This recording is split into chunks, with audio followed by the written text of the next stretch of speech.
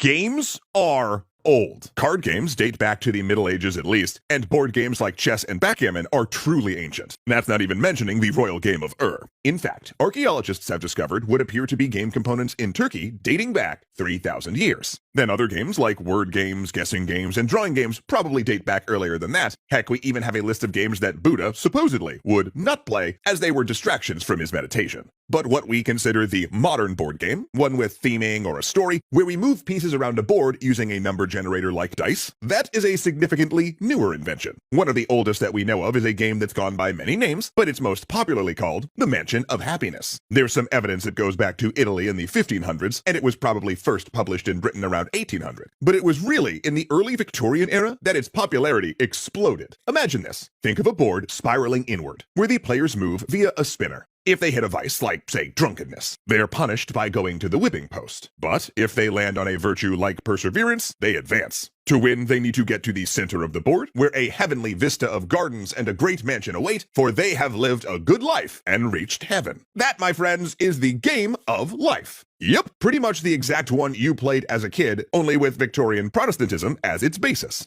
How about another one? The classic Snakes and Ladders. It's always been played the same way, but in the original, ladders were virtues while the snakes were vices. And there were no choices in these games. Players' fates were controlled by the will of God, represented by number generators like dice. Because Victorian-era games were less about fun and more about moral instruction. See, throughout the 19th century, there was a growing recognition that childhood was a distinct period of life, one that was important for the ethical and intellectual shaping of people. This realization impacted a great deal, from the passing of child labor laws to founding public education and expanded leisure time for many children. Play itself was also considered a kind of training. They also set expectations about the lives children were preparing for, and board games were a popular tool for this kind of instruction through play. None more so than the Mansion of Happiness, which by the 1840s was being published by the W&SB Ives Company of Salem, Massachusetts. For Massachusetts was, at the time, the center of America's burgeoning tabletop game industry. In fact, another Salem resident, a minister's daughter named Ann Abbott, became America's first great game designer. Heck yeah.